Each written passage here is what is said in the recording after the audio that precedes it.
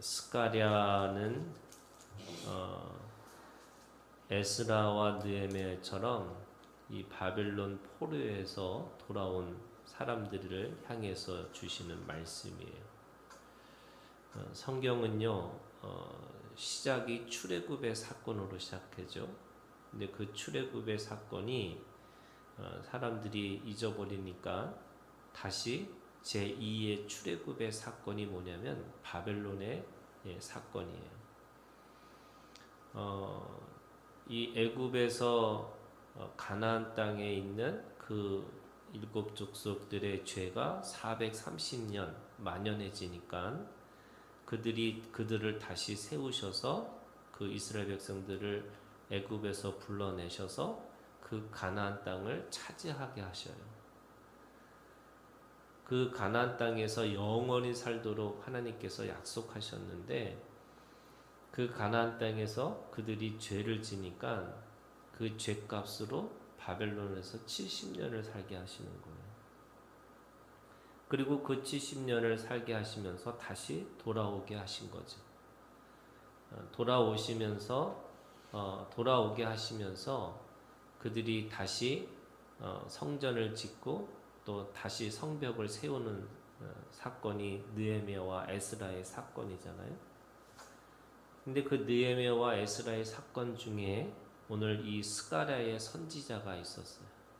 근데 이 스가랴라고 하는 이름 자체가 여호와께서 기억하신다 이라는 뜻이에요. 여호와께서 기억하신다라는 이 말씀이 무슨 뜻이냐면 성경에서 구약에서 가장 중요한 이 단어 중에 하나가 기억하는 거예요.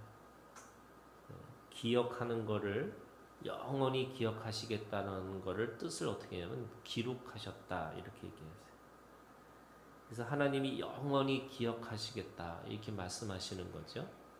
근데 그 기억이라는 말 속에는 세 가지 의미가 있어요. 첫 번째는 하나님이 창조하셨어요. 이 창조라는 게 뭐냐면 없는 것을 있는 것으로 만드신 거잖아요. 하나님은 그 없는 것을 있는 것으로 만드실 때에 가장 중요한 것이 뭐냐면 사람을 만드셨어요. 그래서 일곱째 날이라고 하는 안식일의 전날 하나님이 만드신 최고의 걸작품이 사람이셨죠. 그리고 그 사람을 창조하시면서 하나님께서는 그 사람을 그냥 사람으로 자기 스스로 결정하고 살아가는 존재로 만드신 게 아니라 하나님은 그 사람을 창조하시면서 그 사람과 약속하셨어요. 우리가 세상의 신들과 하나님과의 가장 큰 차이가 뭐냐면요, 하나님은 약속하시는 하나님이라는 거예요. 그래서 우리가 구약, 신약이라고 하는 이 약이 뭐냐면 언약이잖아요. 근데 이 언약이라고 하는 개념은 어디서 온 거냐면 신랑과 신부가 결혼을 할 때 우리가 요즘에는 주례가 별로 없지만은 옛날에 우리 가장 중요한 성은 선포를 하는 거잖아요. 근데 그 성은 선포하기 전에 뭐를 하느냐? 서로 간에 맹세를 해요. 뭐 비가 오나 눈이 오거나 아프거나 건강할 때나 끝까지 신랑은 신부를 사랑하겠느냐 이거 묻잖아요. 그 묻는 과정이 뭐냐면 언약이에요. 왜 언약이 중요한 거냐면 이 언약은 신부와 신랑이라고 하는 1대1의 관계인 거죠. 대등한 관계. 창조주와 피조물이 그러니까 하나님과 사람이 1대1의 관계로 계약을 맺을 수가 없는 거예요. 그럼에도 불구하고 성경은 우리에게 하나님과 사람이 약속하셨다는 거예요. 서로가. 그런데 그 언약을 사람은 이 몸의 사람이겠잖아요. 이 몸의 사람이라는 거는 이 몸이라는 것은 본질이 뭐냐면 먼지예요. 그냥 티끌과 같아요. 그러니까 티끌과 같은 이 사람이라는 존재는 이 약속을 지킬 수가 없어요. 왜냐하면 이 흙이라는 존재가 부서지고 깨지고 틈이 있는 거예요. 그러니까 어떤 때 힘들 때마다 깨지고 어떤 때는 부서지고 어떤 때는 구멍이 숭숭숭 뚫려 있는 틈거리예요. 그래서 사람이 지키려고 노력을 해도 너무나 연약한 이 몸의 존재이기 때문에 그 약속을 깨트릴 수밖에 없어요. 그 믿음의 조상 아브라함이 그 왜 믿음의 조상이 됐냐면 이 언약을 맺은 사람으로서 그 믿음을 가지고 지켜냈던 사람이에요. 그것이 아브라함이 믿음의 조상이 된 이유죠. 그러면 하나님은 어떻게 하시냐? 이 하나님은 이 사랑과 약속을 하시면서 하나님의 본질이 뭐냐면 이 기억한다는 뜻의 의미가 그런 의미에서 그 기억이라는 게 창조와 언약 속에서 하나님께서 계속 기억하시겠다는 건데 그 기억하신다는 말의 의미가 무슨 뜻이냐면 하나님이 신실하시다는 거예요. 그러니까 하나님의 속성은 약속하신 거를 끝까지 지키시는 분이 바로 하나님이시라는 뜻이에요. 그게 하나님이 기억하신다는 뜻이에요. 두 번째는 그 기억한다는 뜻의 의미가 끝까지 지키시면서 책임을 지시겠다는 거예요. 그러니까 우리가 가지고 있는 최고의 그 인성이 뭐냐면요, 책임지는 거예요. 그러니까 책임지는 마음이 있어야지 그 온전하고 완전한 것을 이루고 살아갈 수 있다, 이렇게 말씀하고 있는 거죠. 물론 이게 인격적인 거기 때문에 자원함과 책임과 그리고 헌신으로 가는 건데 그 책임이라는 것이 바로 하나님의 속성이에요. 그래서 하나님은 신실하시고 책임지시는 분이에요. 그리고 기억하신다는 말은 의미가 뭐냐면 그래서 신실하고 책임지시기 때문에 자신에게 주신 그 언약을 가지고 있는 사람을 보호하세요. 이 보호하신다는 게 어떤 때는 위로하시고 어떤 때는 격려하시고 또 어떤 때는 그 안에서 끄집어내줘 주시는 거죠. 이 끄집어낸다는 말이 구원하신다라는 뜻이에요. 그러니까 오늘 이 스가랴라는 말이 뭐냐면 이스라엘 백성들이 그 바벨론에서 다시 돌아와서 이스라엘에 있는 그 세대들이죠. 그러니까 포로에서 다시 돌아온 세대들이 있어요. 그들을 향해서 스가랴라고 하는 이름처럼 하나님이 기억하고 계시다 이러는 거예요. 그 기억하시는 신실하시고 책임지시고 그래서 영원히 그들을 구원하시는 하나님이 지금 말씀하세요. 1장 1절에 다리오 왕 제2년 8째 달에 여호와의 말씀이 id도의 손자 베레가의 아들 선지자 스가랴에게 임하니라. 이 다리오 왕 제2년 8째 달이라는 말은 바로 이스라엘 백성들이 바벨론에서 끌려 나와서 다시 그 이스라엘로 돌아간 18년 정도 되는 해를 이야기를 해요. 그때가 어떤 해냐면 이 성전을 다시 회복시키기 위해서 성전을 짓는 과정에서 여러 가지 어려움 가운데 빠지니까 그들이 성전을 짓는 것을 중단한 시기예요. 그래서 그 중단한 시기 속에서 그들이 뭐 하냐? 다시 그들이 이 하나님의 사람들은 원래 계속 잘 나가야 되고 또 성전도 지어야 되는 거고 또 하나님의 사람들은 복을 받아야 되는데 왜 이렇게 어렵고 힘들까라고 하는 자기 스스로의 실망 때문에 그들이 침체 가운데 영적 침체에 들어간 거예요.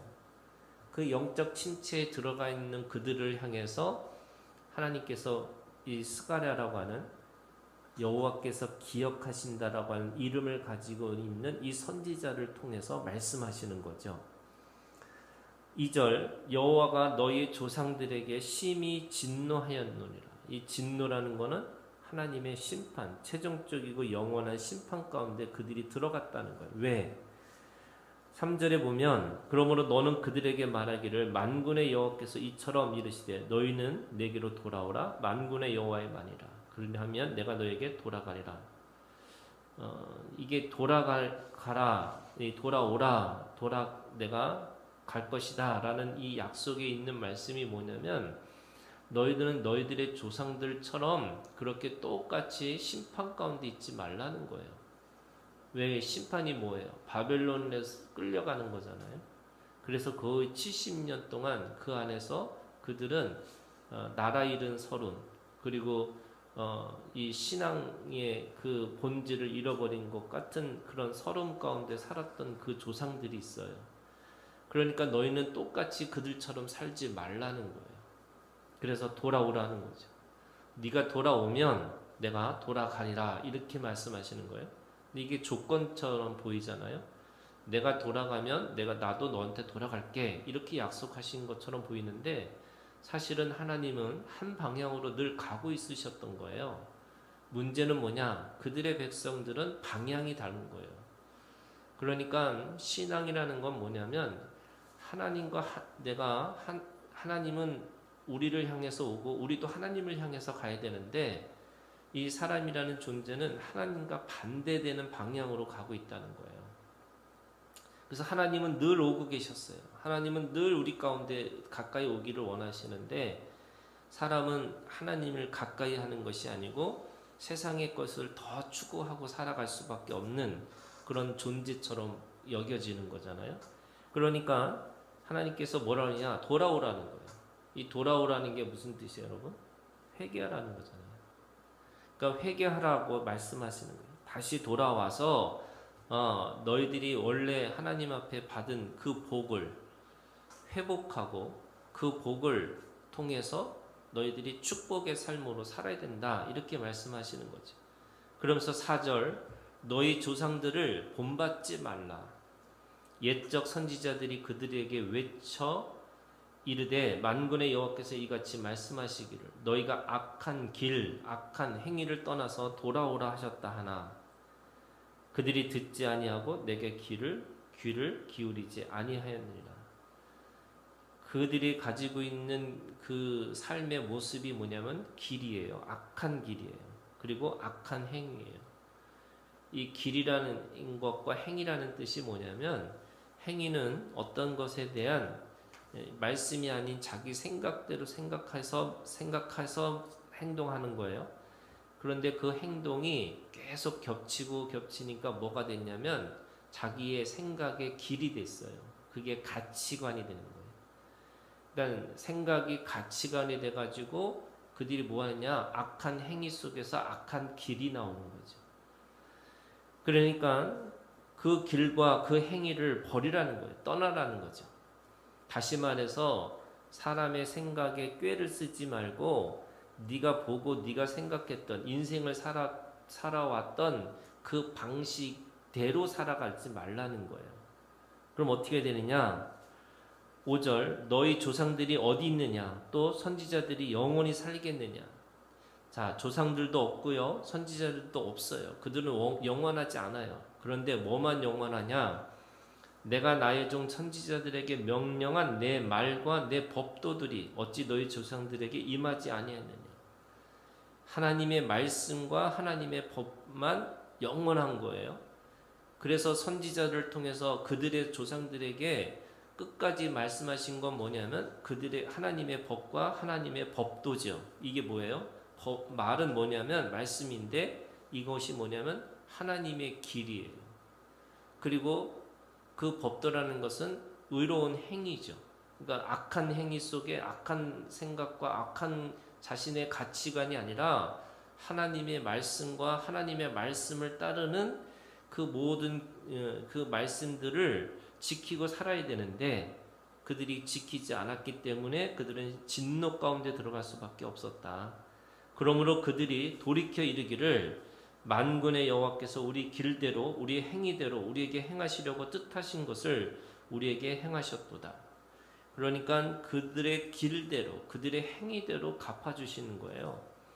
그러니까 악한 길과 악한 행위를 가지고 있으면 하나님의 진노 가운데 들어갈 수밖에 없지만 하나님의 길과 하나님의 행위를 통해서는 하나님이 그대로 하나님의 복과 하나님의 회복이 축복이 그들 가운데 있을 것이다. 이렇게 말씀하시는 거죠.